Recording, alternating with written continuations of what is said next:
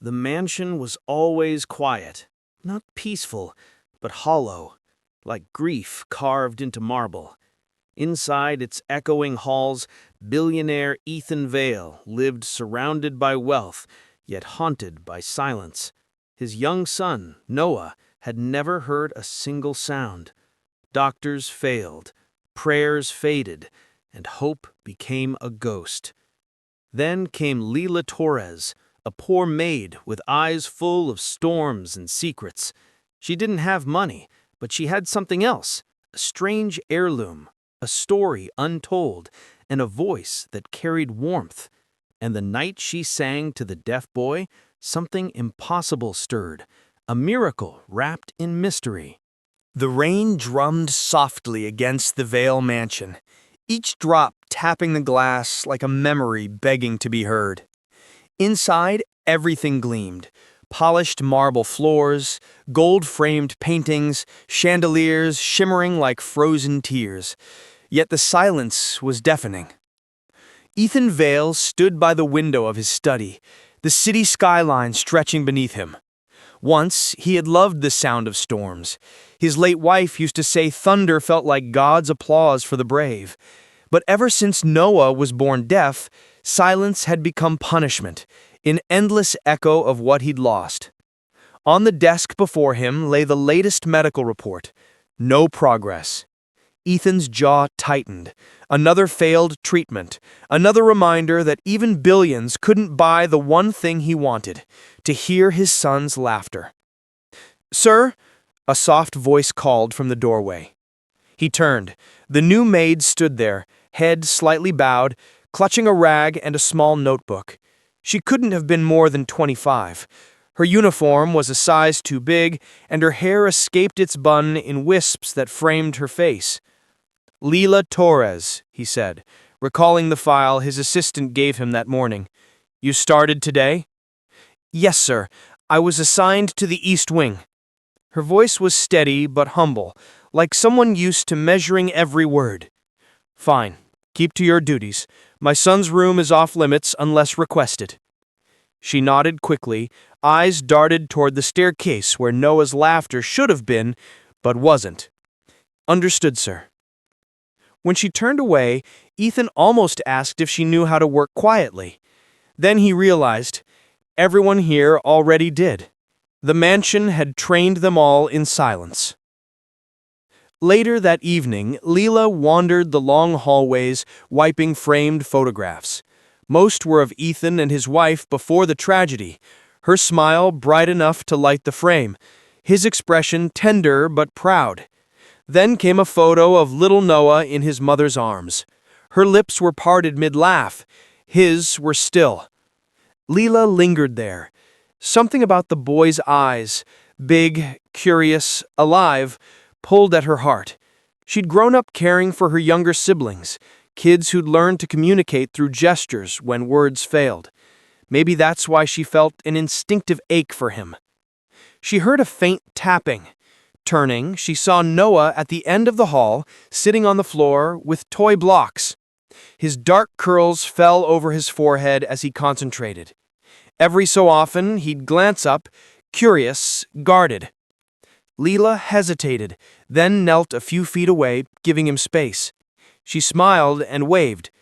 Noah blinked, unsure, then returned to his blocks. She reached into her apron pocket and pulled out something, an old wooden whistle. It wasn't fancy, just a little trinket her mother had given her years ago, worn smooth by time. She brought it to her lips and blew gently. No sound came, not that he could hear, but the gesture, the softness in her eyes caught Noah's attention. She exaggerated a puff of air, grinning, then handed it to him. He took it, studying it carefully. His fingers brushed the carvings along the side, tiny symbols of leaves and birds. He mouthed something she couldn't hear. Lila's heart warmed. She pointed to a chest and signed slowly, "Lila." Then she pointed to him. He hesitated, then signed back, "Noah." It was the first time she'd seen his face light up. From the stairway above, Ethan watched. He had come to call his son for dinner, But now he stood frozen, a strange mix of surprise and fear creeping through him. The maid shouldn't have been near the boy, yet Noah, his son who barely interacted with anyone, was smiling. His chest tightened.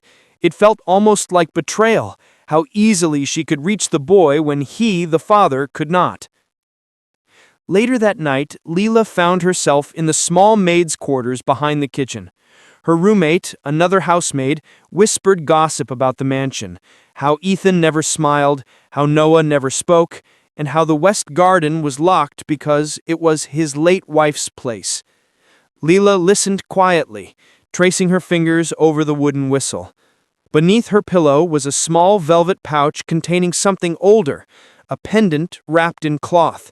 She didn't know why she kept it close, only that it had once belonged to her mother, and that her mother had always said it carried sound from the heart. She hadn't believed it then, but now, looking at Noah's bright eyes, she felt something stir, a fragile thread of purpose. Outside, thunder rumbled, echoing through the mansion like the ghost of applause. The next morning, Ethan entered the nursery. Noah sat by the window again, the whistle hanging from a string around his neck. Lila stood nearby, folding small shirts. "I thought I made it clear." But then he stopped. Noah looked up and smiled, waving at him, then pointed to the whistle proudly. Ethan knelt, touched the toy, and frowned. "What's this?" Lila straightened nervously. "Just a whistle, sir. He seemed to like it." "He can't hear it," Ethan said sharply. "I know," she said quietly, "but he can feel it. Sometimes the world listens in other ways." Their eyes met, his cold, hers steady. Something about her calm unnerved him. He turned away, but the words lingered. Sometimes the world listens in other ways. As she dusted the nursery shelves, Lila found a small framed note hidden behind books. The handwriting was elegant. "Even in silence, he will know love." Her breath caught. The note was signed with Ethan's late wife's initials. She placed it back carefully, her chest heavy with emotion. That night, she whispered to the stars outside her small window, "Maybe you were right, Mama. Maybe sound isn't just something we hear." In another part of the house, Ethan watched his son sleep. The whistle lay beside Noah's tiny hand. He could almost imagine hearing faint laughter in the air, like memory teasing his loneliness. For the first time in years, he didn't feel entirely alone. If you were in Lila's place, facing silence, grief, and a guarded child, would you still try to bring sound into his world? Tell me in the comments what you believe. Can love truly be heard, even without words? The storm had rolled in without warning. Wind lashed against the windows, bending the garden trees like dancers in agony. The power flickered, then went out, leaving the mansion bathed in the uneasy glow of lightning. In the darkened hallway, Lila hurried toward the nursery, clutching a lantern. Her heart pounded. Thunder always reminded her of the night her mother died. But the memory she feared most wasn't of death. It was of silence. "Noah," she whispered as she entered the nursery. The boy sat in bed, wide-eyed but calm, clutching the wooden whistle. His curls framed his face like a halo. Lila smiled gently and set the lantern on the floor, the light trembling across the walls. "It's all right, sweetheart, just the sky talking." She made the sign for safe. Noah nodded, mimicking her hand movement with clumsy grace. Then he pointed toward the window, eyes curious. He could see the lightning, feel the thunder vibrate through the floorboards. His small hand pressed against his chest. He felt the world, even if he couldn't hear it. Lila took the whistle and held it to her lips, pretending to play a melody, her body swaying softly as if guided by the rhythm. Noah giggled silently and copied her. For a fleeting moment, Their laughter bridged the distance between silence and sound. Then it happened. The air thickened, an electric charge that prickled her skin. Noah froze. His hand, clutching the whistle, began to tremble. His pupils widened in shock. "Noah!" Lila's voice broke. He gasped, a sound. A real, audible gasp. Lila's eyes flooded with tears. She didn't move, afraid it would vanish like a dream. But the boy clutched his throat, startled, then let out a small cry, raw, uncertain, miraculous. "Noah!" she breathed, falling to her knees. Lightning flashed again, and the pendant beneath her blouse, one she had worn since her mother's death, glowed faintly, pulsing like a heartbeat. She pulled it free without thinking. It shimmered with an otherworldly warmth, the faint hum rising through her fingers. Noah's gaze locked onto it. He reached out and touched the pendant. The hum deepened. His eyes widened again. He opened his mouth and whispered, hoarse and broken, "Ma."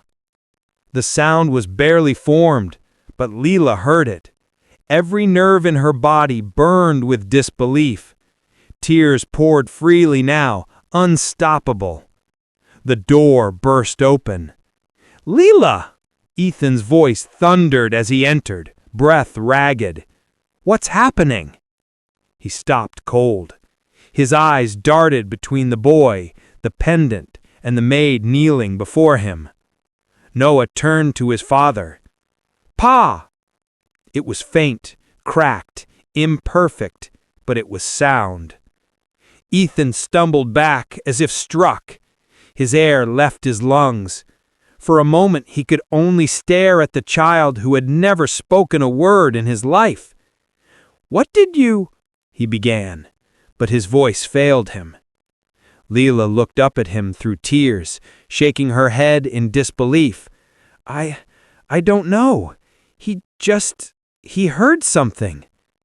Ethan's eyes locked on the pendant, its glow fading as quickly as it had appeared. "What is that?" "It was my mother's," she whispered. "She said it carried a kind of blessing. I never believed her until—" "Until what?" Ethan's tone hardened. He was trembling now, caught between hope and fear. "Until this?" Noah reached for Lila again, saying her name in a broken, tender sound that cracked the air like dawn. "Lila!" That was when Ethan fell to his knees beside the bed. His hands shook as he cupped Noah's face. "Say it again," he begged, tears gathering in his eyes. "Lila!" the boy repeated, smiling. He pressed his forehead to his son's. For years he had begged doctors, priests, therapists, anyone to give him this miracle. And now it was happening right in front of him, in the hands of a maid. His voice quivered. "Thank you." But beneath his gratitude, confusion churned. He needed an explanation, something rational. His mind refused to believe what his heart already did. Later, when the storm finally calmed, Ethan sat alone in the nursery, watching Noah sleep peacefully. The whistle rested on the nightstand beside the pendant. He turned to Lila, who stood by the door, still pale from shock. "What happened here tonight?" His tone was gentle, but laced with fear. "I don't know," she whispered. "I only know that he felt something when he touched this." She held out the pendant. "It's been in my family for generations. My mother said it carried a kind of blessing." Ethan gave a small, incredulous laugh. "That's impossible." "So is what just happened." Her words hung in the air. He rose, pacing the room. "You think I'm going to believe in magic? I built my life on logic, Miss Torres, on proof." "Then look at him," she said softly, pointing to Noah. "Proof is right there, sir." For a moment he did. His expression softened and his shoulders sank under the weight of truth. "Whatever this is," he said finally, "you don't speak of it outside this house. Understand?" She hesitated, then nodded. "Yes, sir." As she turned to leave, Ethan called out quietly, "You saved my son tonight." She froze, her hand on the doorframe. "No," she said, her voice trembling. "He saved me." When she was gone, Ethan looked again at the pendant. The faint hum seemed to whisper through the air. It reminded him of his wife's last words. "Even in silence, he will know love." Maybe she'd known something he hadn't. The next morning, sunlight spilled through the curtains like forgiveness. Noah awoke humming softly to himself, a tune without shape or rhythm, but alive. Lila stood by the door, her heart full and terrified. She didn't know what the pendant truly was. She only knew she had crossed a threshold that could never be undone. And downstairs Ethan Vale, billionaire and man of reason, poured his coffee with shaking hands. For the first time in years, he prayed. Not for wealth or power or even himself, but for understanding. If you witnessed a miracle no science could explain, would you protect it or expose it to the world?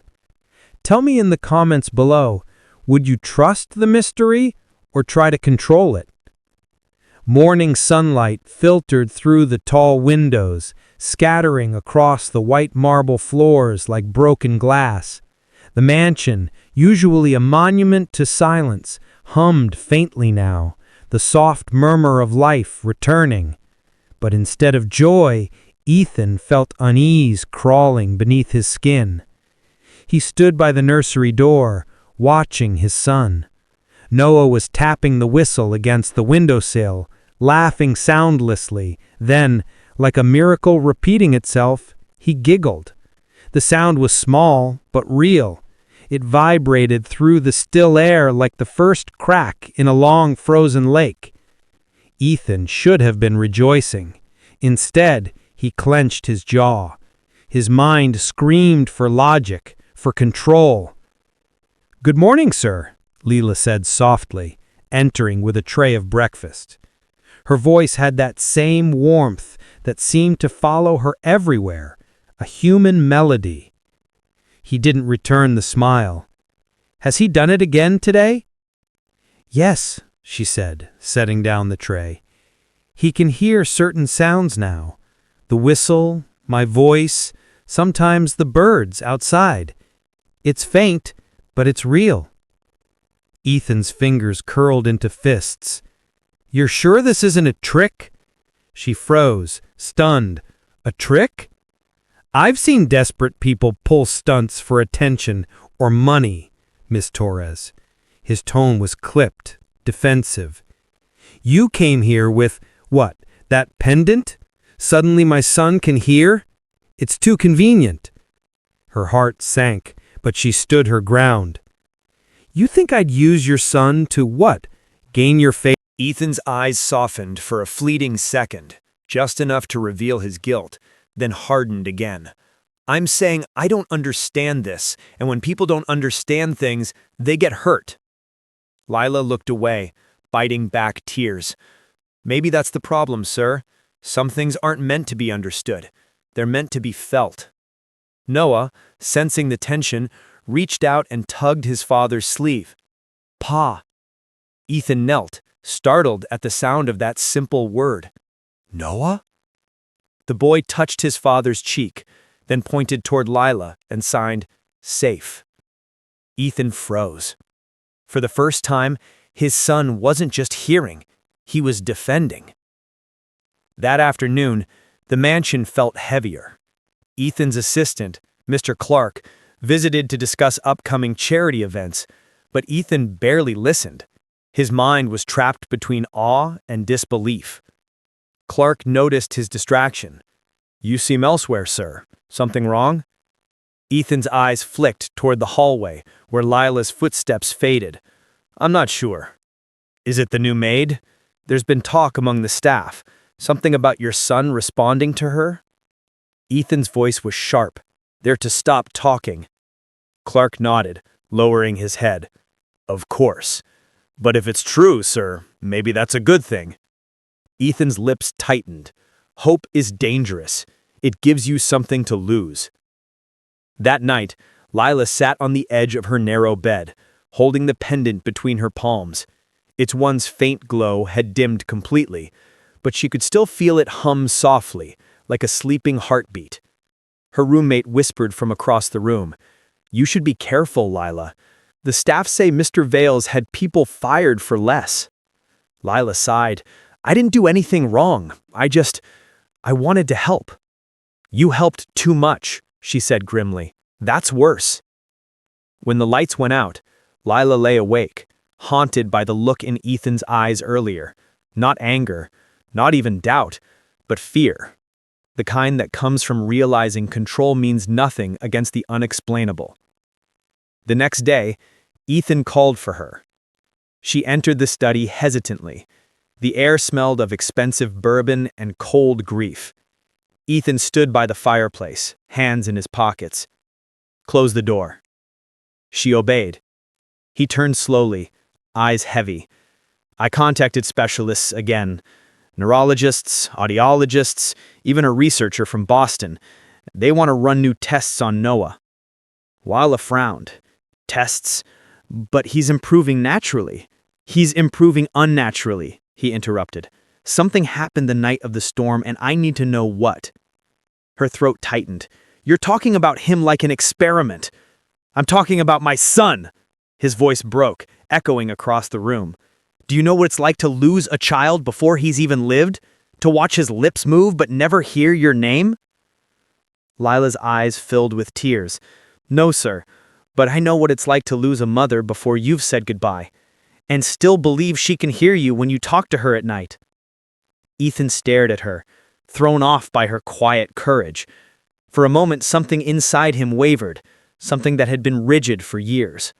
But pride returned like armor. "The tests happen tomorrow. Make sure Noah's ready." She lowered her head. "Yes, sir." That night, she crept into the nursery. Noah was awake, humming faintly to the whistle. When he saw her, his face lit up. "Lila," he whispered, the sound shaky but pure. She smiled, brushing his curls aside. "You're doing so well, my love." He touched her pendant, tilting his head curiously. "No, not tonight," she whispered, covering it with her hand. "It's sleeping." He frowned, then mimed thunder with his hands, smiling mischievously. Lila laughed softly. "Yes, the storm. Maybe it'll bring more magic one day." Behind them, unseen, Ethan watched from the doorway. He'd come to check on Noah, but found something deeper instead. The connection he'd longed for, but could never create. He turned away before they saw the tear slip down his cheek. The next morning came with cold clarity. Doctors in white coats filled the living room, machines humming. Noah sat patiently as electrodes were placed on his head, Lila holding his small hand. Ethan stood beside them, rigid. "Don't be scared," Lila whispered to Noah. "We'll be right here." The doctors ran test after test, muttering quietly. Then one of them frowned. This doesn't make sense." Ethan's pulse quickened. "What doesn't?" "His auditory pathways are fully active," the doctor said, astounded. "It's as if the condition never existed." Lila's heart soared until she saw Ethan's face. He wasn't smiling, he was terrified. When the tests ended, he turned to her. "I don't know what you've done, but stay away from him until I figure this out." Lila recoiled. "Stay away? After everything?" "Until I know it's safe," he said quietly, avoiding her eyes. She swallowed the ache in her throat, blinking back tears. "You can test him all you want, Mr. Vale, but some things don't belong to science." Her voice trembled as she turned to leave. "Some things belong to the soul." As the door shut behind her, Noah began to cry. a sound that filled the mansion like a wound finally bleeding. Ethan froze. It was the first time he'd ever heard his son cry, and somehow that made it hurt even more. The Vale family doctor recommended that Noah spend a few weeks away from the city. Fresh air and open spaces will do him good, he'd said. Ethan agreed reluctantly, though he suspected the doctor's advice was less about medicine and more about the growing tension at home. So, one Friday morning, they packed light and drove 3 hours north, to a countryside retreat Ethan owned but had never visited since his wife's death. It sat by a lake, surrounded by fields of gold and whispering pines, a place that smelled like forgotten peace. Noah pressed his small hands against the window, fascinated by the rolling hills and grazing horses. Beside him, Lila smiled quietly, watching him take in every sight with wonder. She had never left the city before. Ethan drove in silence, his grip firm on the steering wheel. The pendant around Lila's neck caught the sunlight occasionally, flashing like a heartbeat he tried not to see. When they arrived, the caretaker handed over the keys and mentioned that storms had been forecast for the weekend. Ethan nodded curtly. "We'll manage." Inside, the retreat was smaller than the mansion, but infinitely warmer. Wooden beams, old books, and a fireplace that looked eager to live again. Lila helped unpack, humming under her breath. Noah followed her everywhere, clutching his toy whistle. By evening, the rain returned. Soft at first, then heavy, turning the fields into rivers of silver. When lightning cracked across the sky, Noah flinched. Lila instinctively drew him close. Ethan watched from the kitchen doorway, something in his chest softening despite himself. "Would you like me to light the fire?" she asked. He hesitated, then nodded. "Yes, please." As the flames began to dance, warmth filled the cabin. Lila sat with Noah near the hearth, teaching him to feel rhythm by tapping his palm to the beat of the raindrops. Ethan found himself staring again. Her patience, her gentleness, the way she made silence feel alive. He poured 3 mugs of cocoa and brought them over. "For you," he said, awkwardly. Lila blinked, surprised. "Thank you, sir." "Ethan," he corrected softly. The sound of his name on her lips, "Thank you, Ethan," was like a key turning in a long-locked door. Hours passed. Noah eventually fell asleep on the couch, his small head resting against Lila's shoulder. She brushed his curls aside, her touch as careful as a prayer. Ethan stood by the fire, hands in his pockets. "He's comfortable around you," he murmured. She looked up, her voice barely above a whisper. "He listens. That's all any of us want, to be heard." "Even when there are no words?" he said, almost to himself. Silence lingered between them, gentle this time, not empty. The fire crackled softly, throwing gold light across their faces. "You're not what I expected," Ethan admitted. "Most people in my house look at me like I'm a paycheck. You look at me like I'm human?" she finished, with a small, sad smile. He let out a shaky breath. "Yes, human." For a long time neither spoke. The rain beat harder, as if nature itself wanted to drown out what was growing between them. Then, darkness. The power cut out with a soft sigh. The fire flickered lower, shadows deepening around them. Ethan found a flashlight, its beam trembling. "The generator's in the shed. I'll check it." Lila rose. "You shouldn't go alone. The ground's soaked." "I'll be fine." But she followed anyway, pulling on a coat. Together they stepped into the storm. The rain was cold, biting. By the time they reached the shed, both were soaked through. The generator sputtered stubbornly. Ethan cursed under his breath, kneeling beside it. Lila crouched next to him, her hand steady despite the thunder. "You're shaking," she said softly. "So are you." "Then maybe we should both stop pretending we're fine," she said, meeting his eyes. For a heartbeat, he forgot the rain, the world, the years of silence. Her face was inches from his, wet hair clinging to her cheeks, eyes full of something raw and unguarded. He swallowed hard, his breath visible in the cold. "You don't make this easy," he said. "Maybe it's not supposed to be easy," she whispered. He stared at her, really stared. "Why do you care so much?" "Because he's your son. Because you're breaking and you don't even see it.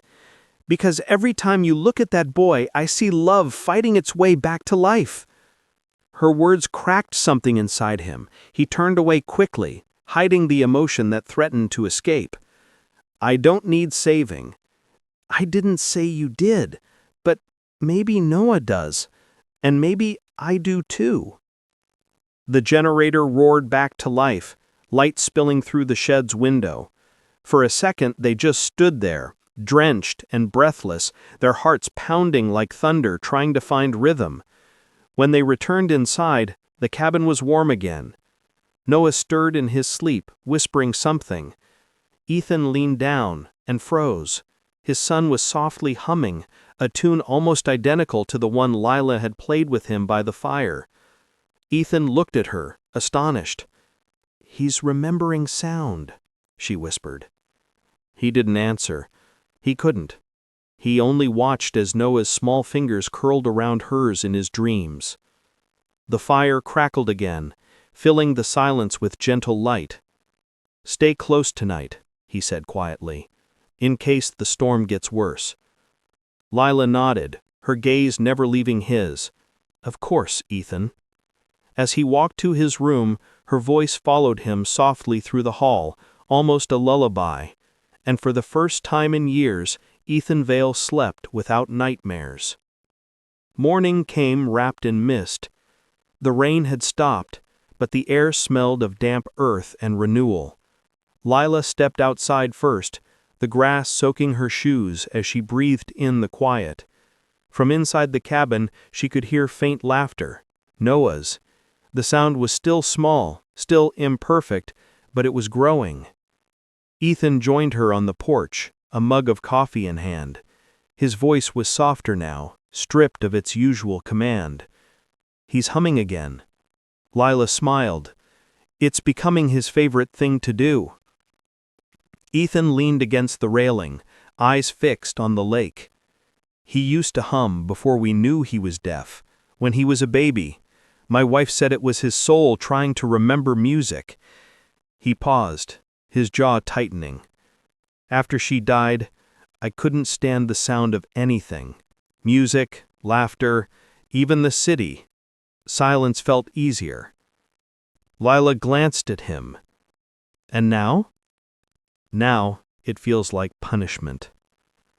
He turned away, but not before she saw the pain behind his control. Later that afternoon, while Noah napped, Lila began tidying the small library attached to the cabin. Dust floated in thin beams of light. On one shelf sat a locked wooden box engraved with the initials EV. She wiped it gently, curiosity pricking at her chest. The pendant around her neck grew warm, humming faintly again, the same quiet vibration she'd felt that night during the storm. When Ethan entered the room, she startled. "I'm sorry, sir. Ethan, I was just cleaning." He looked at the box, eyes darkening. "That was my wife's. She kept letters, music sheets, things from her family." She hesitated. "May I ask her name?" "Amelia." His voice softened when he said it. "She was born near here. Her parents owned a small chapel on the hill, the one you can see from the lake." Lila froze. "The Whitestone Chapel?" "Yes." "Why?" Her fingers trembled on the pendant. "My mother used to clean that chapel. She told me stories about the family who owned it, the daughter who would sing in the evenings while her mother prayed. She said her voice could make the wind stop." Ethan blinked.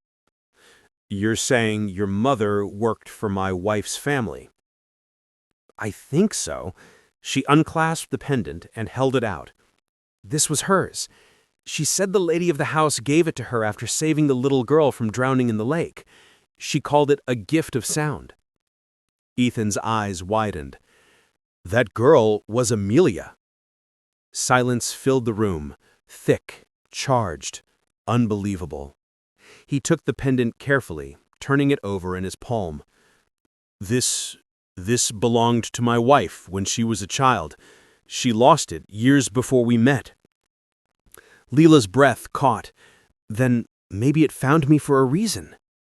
Ethan stared at her, struggling for words. You're telling me your mother saved my wife's life? Yes, she whispered, and she made me promise to keep this pendant safe until it found the one who needed it most.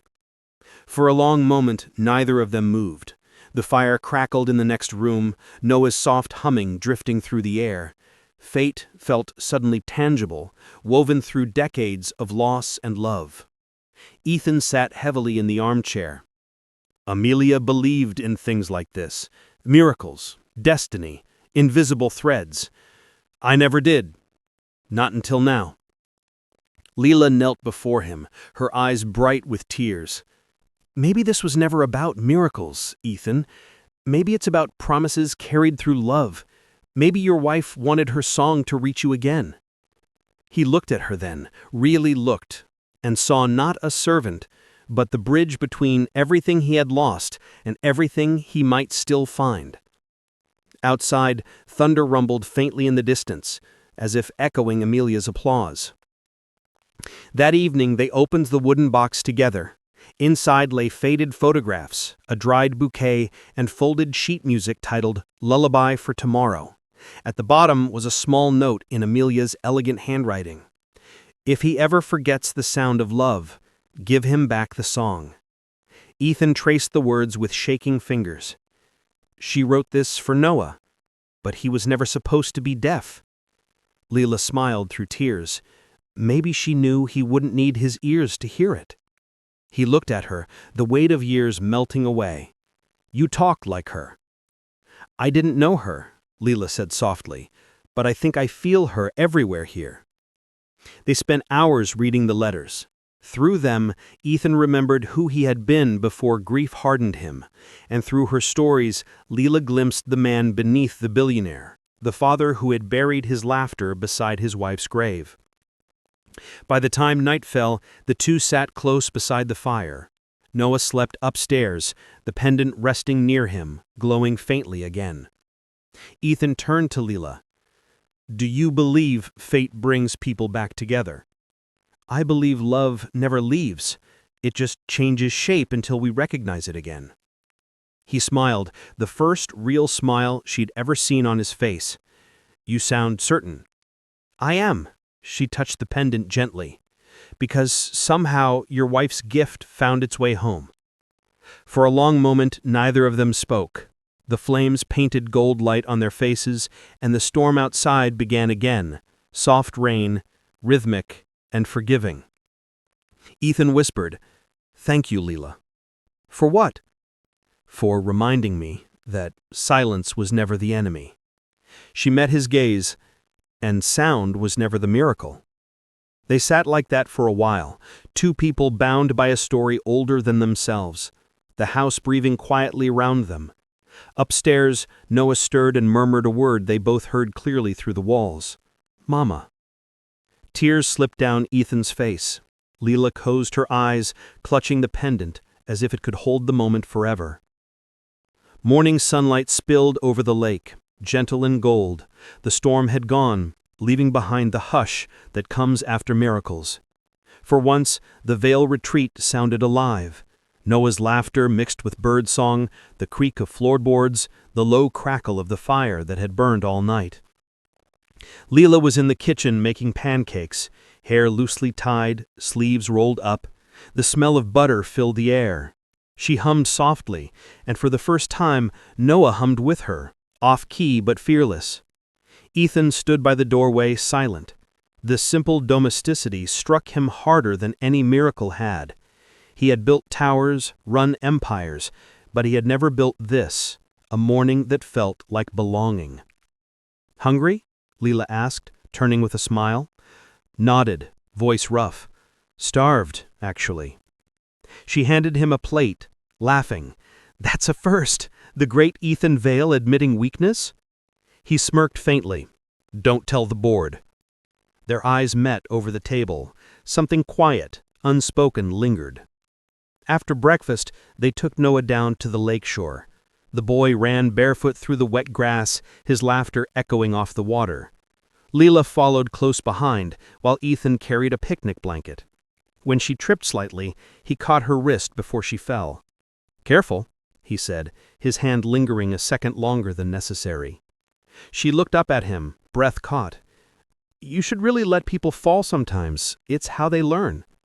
His thumb brushed her pulse before he let go.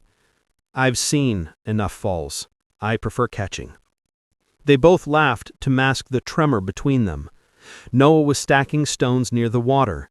When one toppled, he frowned. Lila knelt beside him, guiding his small hands. It's okay, she said softly. Start again. Ethan watched them, Lila's patience, Noah's determination, and something inside him loosened.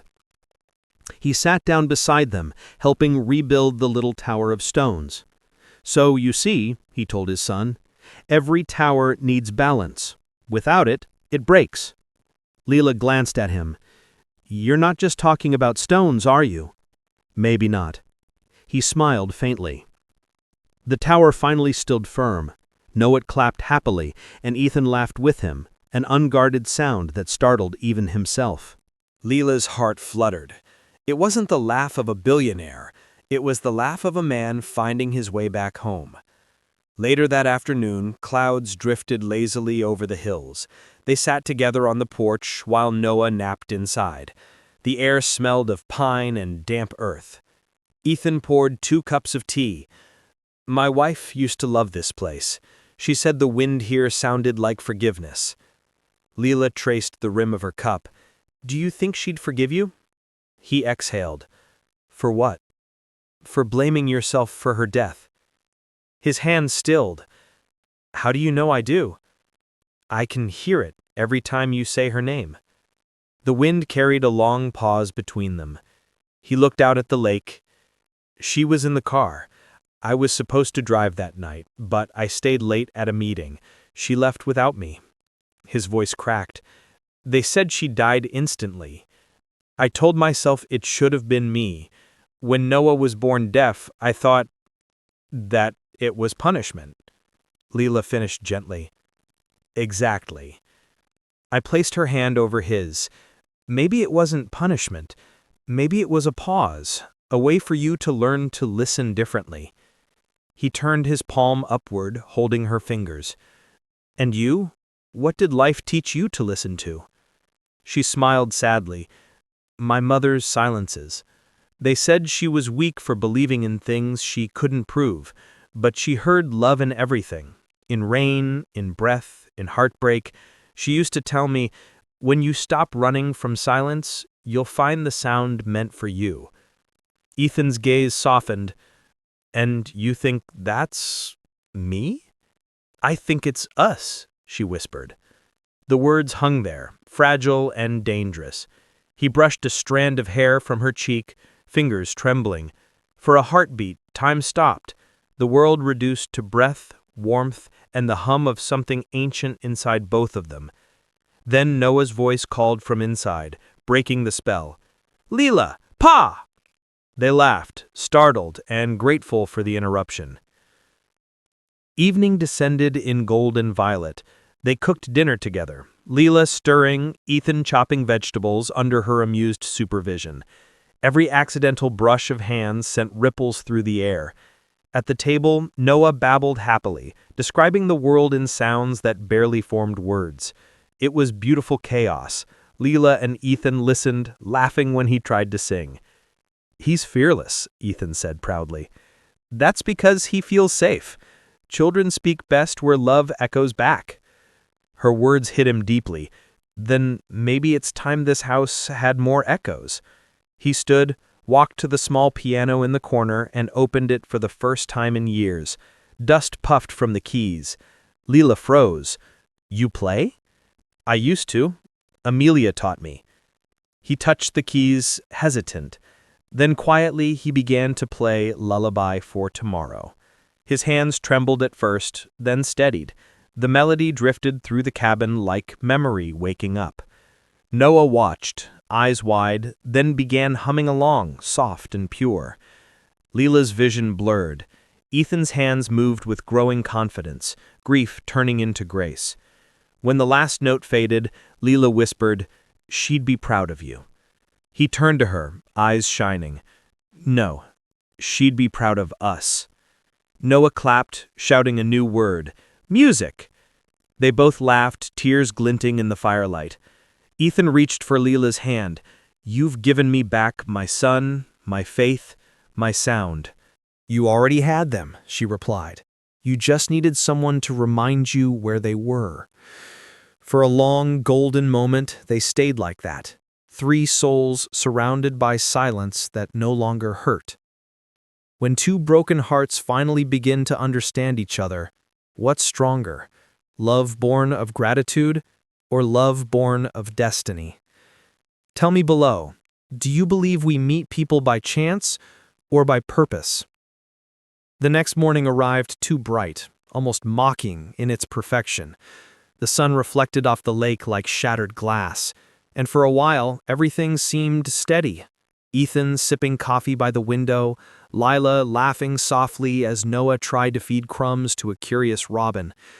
But peace never lasts long in hearts still learning to trust. That afternoon, Ethan received a call from his lawyer. The signal in the countryside was weak, but the voice on the other end was sharp and unwelcome. "Mr. Vale, we need to discuss the maid you hired. We ran her background check late, as requested." Ethan frowned, glancing at the porch where Lila played with Noah. "Why? What's wrong?" "Her name, sir. She's registered under 2 last names, Torres and Santos.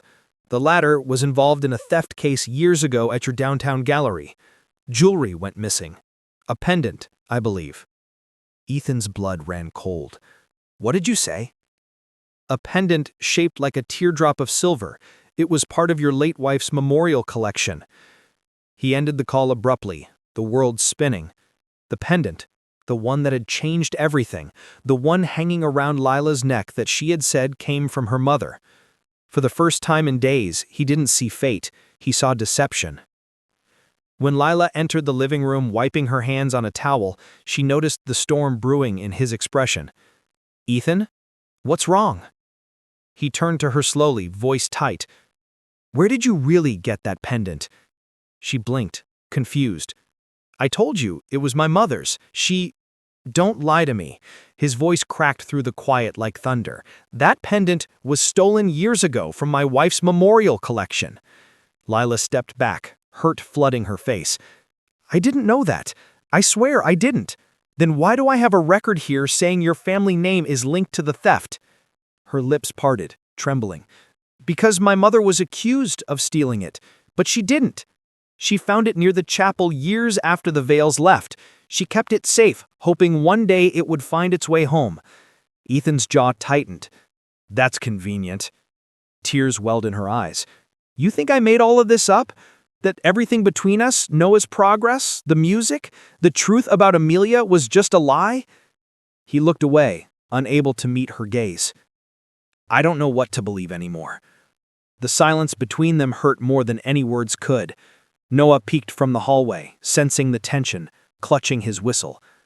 "Pa?" he whispered. Ethan forced a smile. "It's okay, buddy. Go back upstairs."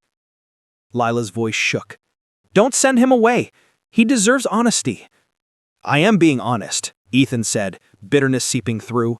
"I let someone into my home, my son's life, and maybe into my heart, and now everything looks like a setup." Lila swallowed hard. "You think I wanted any of this? I took this job to help him, not to take anything from you.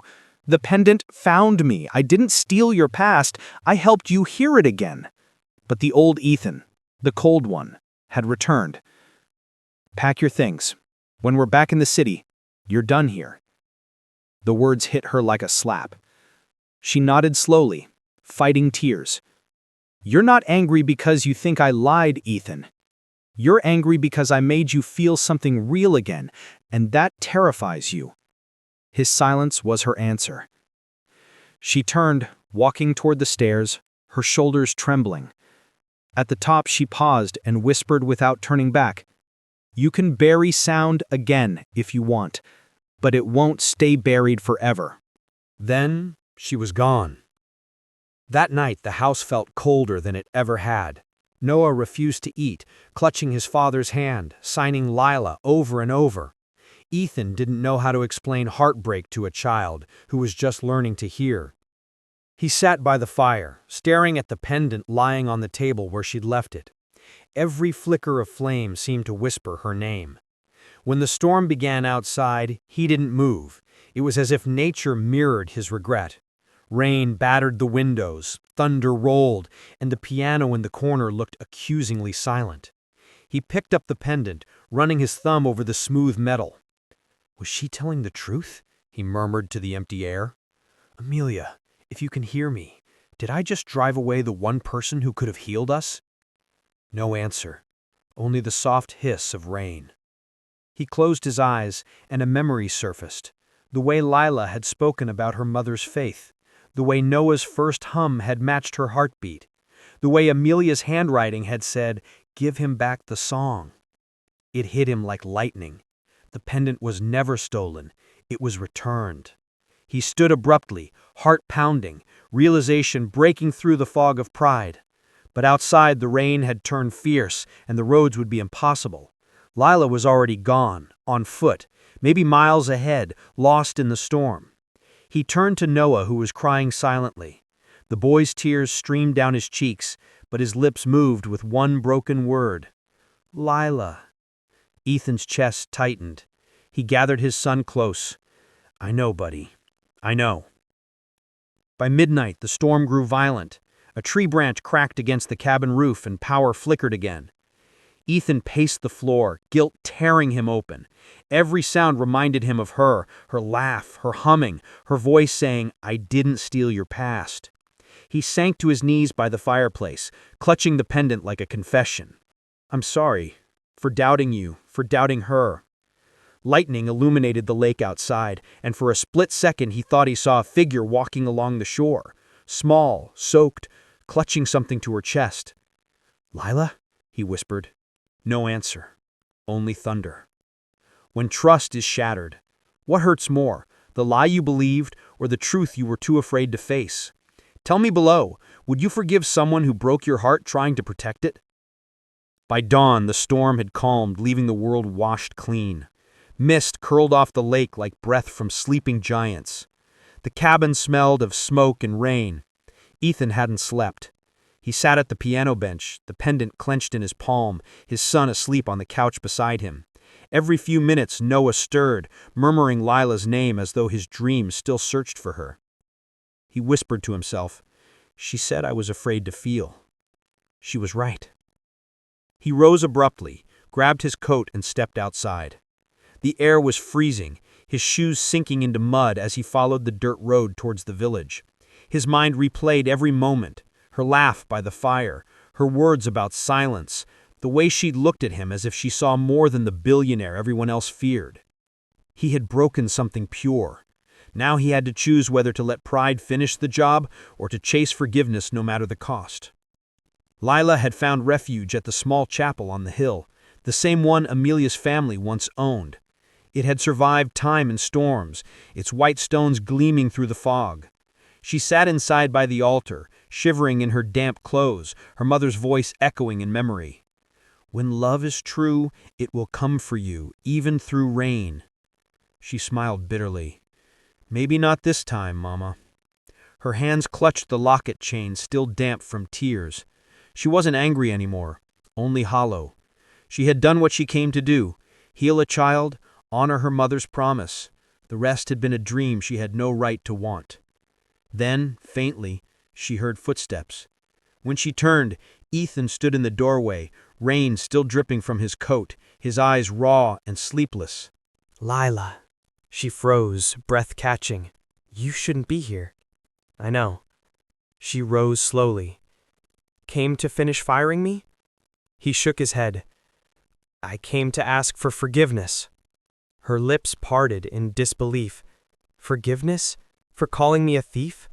For breaking me open and walking away? Yes, his voice broke. For all of it. He stepped closer, holding out the pendant. I know the truth now. The records were wrong. The theft was never proven. The pendant was reported found by a cleaning woman at the chapel 20 years ago. Your mother. She returned it, but the letter was lost. You were right. Tears stung her eyes. So you finally believe me? I believe you, he said simply. But it's not about the pendant. It's about you. You walked into my house and brought back sound, music, laughter, faith. I didn't know how to handle it. I saw love and mistook it for danger. Lila looked away, tears spilling. You hurt me, Ethan. Not because you doubted the story, but because you doubted me. He nodded, voice shaking. I know. I've spent years controlling everything I could touch because I couldn't control losing her. But you made me realize love isn't control, it's surrender. She let out a ragged breath. And now what? You say you're sorry and everything's fine? No. He stepped closer, the distance between them trembling. I don't expect forgiveness, but I couldn't live with myself if I didn't try to earn it. Lila's defenses faltered. You're a billionaire, Ethan. You could have anything. He smiled sadly. Except peace. And that only existed when you were near. The wind rustled through the broken windows, carrying the faint echo of the lake below. The chapel bells swayed lightly, though no one pulled them. He took another step, close enough that she could feel his breath. Please come back. Not for me, for Noah. He keeps asking for you. He hums your song in his sleep. Her hand went to her mouth. He does? He hears you, Lila, even when you're not there. For a long moment, silence hung between them, the kind of silence that carried every word they hadn't said. Then she shook her head slowly. I don't know if I can come back. Not unless you're ready to live with the kind of love that asks everything. Ethan's answer came without hesitation. Then take everything. He pressed the pendant into her hand. It's yours. It always was. Back at the cabin, Noah was awake when they returned. The boy saw Lila and ran straight into her arms, laughter breaking through the hush. She lifted him, spinning him once before holding him tight. Ethan watched, eyes full of gratitude and guilt. You're his miracle, he whispered. She looked over Noah's shoulder. No, Ethan. We are. He knelt beside them, meeting his son's gaze. Buddy, I was wrong. Sometimes daddies make mistakes. Noah touched his cheek, signing love with small fingers. Ethan's voice cracked. Yeah, that's the one. Lila wiped her eyes, smiling through tears. As dusk fell, they sat together outside, the three of them wrapped in a single blanket. The lake mirrored the pink sky, calm again after days of chaos. Ethan turned to her. I don't deserve another chance, but if you'll let me. Lila interrupted softly. Then don't waste time asking. Just show me. He reached for her hand. Their fingers intertwined, steady this time. No trembling, no retreat. Noah blew his toy whistle, the sound shrill but perfect. They both laughed. Ethan whispered, There it is, the music of home.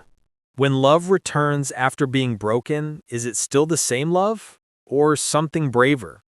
Tell me below, would you take back someone who hurt you if they truly changed? 6 months later, the Vale estate no longer felt like a mausoleum.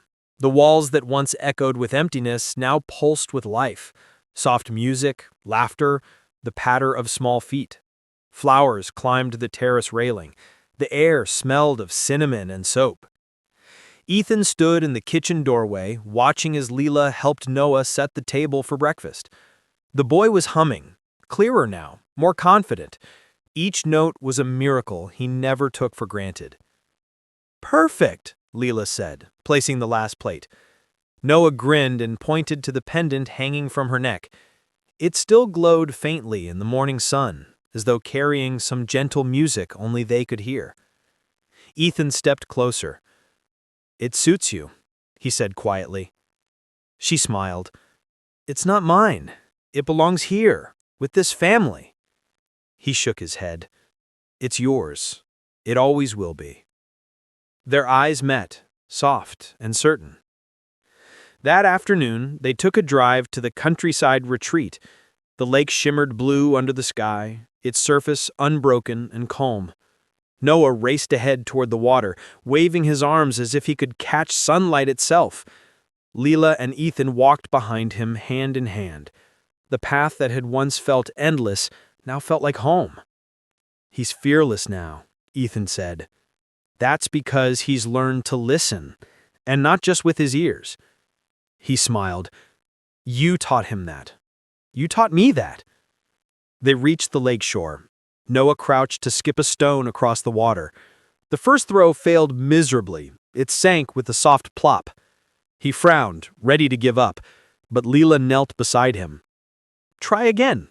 Feel the rhythm." Ethan joined them, placing his large hand over Noah's smaller one. Together they launched another stone. It skipped once, twice, 3 times before sinking. Noah gasped, clapping. "Did you see that?" Ethan laughed. Lila wiped a tear from her cheek. That's what love looks like when it finally learns balance. He turned to her, voice low. "I used to think love was a choice, something you control, manage, invest in. But now I know it's more like sound. You don't make it, you surrender to it. And when you stop fighting it," she said softly, "it finds you again." The wind shifted, carrying faint chimes from the chapel hill. Ethan closed his eyes, listening. "Do you hear that?" She nodded. "Always." That evening, they sat on the porch of the cabin. Noah had fallen asleep inside, wrapped in a blanket. Fireflies flickered in the tall grass. Lila leaned against Ethan's shoulder, his arm around her. He spoke after a long pause. "I never thanked you properly for coming back." She tilted her head toward him. "You didn't have to." "Yes, I did." His voice was steady, but thick with emotion. "When Amelia died, I thought the world had ended. I buried myself in silence, but you walked into that silence and didn't try to fix it.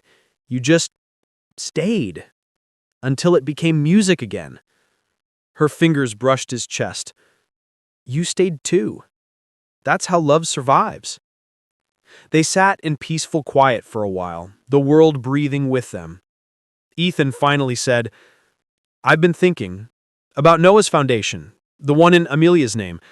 I want to rename it, the Vale Torres Center for Children with Hearing Challenges. I want you to run it with me." Lila's eyes widened. "Ethan, that's exactly what Amelia would have wanted. Hope that multiplies." Tears filled her eyes. "Are you sure?" He smiled. "Completely." She kissed his cheek softly. "Then, yes." Weeks later, at the grand reopening of the center, the hall was filled with families, music, and light.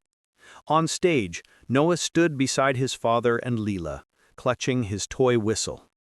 The press cameras clicked softly as Ethan addressed the crowd. "Once, my son lived in silence," he began, "and so did I, but a voice found us, a reminder that love doesn't need perfect sound to be heard, it only needs a heart brave enough to listen." The crowd applauded. Lila felt tears slide down her cheeks as Ethan turned to her. "This center exists because of her, because she believed in what I had forgotten. Miracles don't happen to the powerful, they happen to the faithful." He handed her the microphone. Lila hesitated, heart racing. She looked at Noah, who nodded proudly. "My mother used to tell me," she said, "that when 2 songs meet, they don't compete, they become harmony. That's what this place is, harmony." The hall erupted in applause. Noah blew his whistle, the high note ringing bright and clear. Ethan bent down, whispering to his son, "That's our sound, buddy." Noah grinned. "Music!" Later, when the crowd had gone and the lights dimmed, Ethan and Lila stood alone on the stage. The room echoed faintly, like a memory they didn't want to end. He took her hands. "You know, I used to measure success by how much noise I could make in the world. Now I measure it by moments like this." She smiled through tears.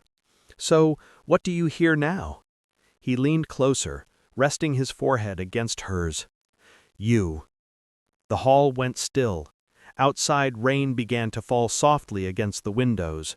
Not a storm this time, just a rhythm, steady and kind. Noah slept in the front row, the pendant hanging around his neck now. A circle complete, a promise kept. Ethan kissed Lila gently, the kiss of a man who had finally learned to listen. The faint hum of the pendant pulsed once, glowing warm gold. For a moment it felt as though Amelia's lullaby was playing somewhere unseen. Lullaby for tomorrow, the melody of second chances. Lila whispered, "Do you think she hears us?" Ethan smiled. She always did. They stood there, holding each other while the rain whispered against the glass, and the world, at last, felt whole. When love finally heals what loss once broke, do you believe it's destiny or mercy? Tell me below, was it fate that brought Lila back into Ethan's life, or the sound of love refusing to be forgotten? And so the mansion that once echoed with silence became a home that sang again, not through miracles of wealth or medicine, but through love, forgiveness, and the courage to listen. Ethan Vale, the man who once drowned in grief, finally heard the one sound he'd forgotten, the heartbeat of hope. And Lila, the girl who believed in impossible things, proved that even the quietest souls can change the loudest hearts. Together, they didn't just restore a child's hearing, they restored a family's soul. Maybe that's what love really is, the sound we make when we stop being afraid of silence. Tell me, do you believe love is fate or faith? Drop your answer in the comments below. And if this story touched you, don't forget to like, share, and subscribe for more stories that remind us love always finds a way.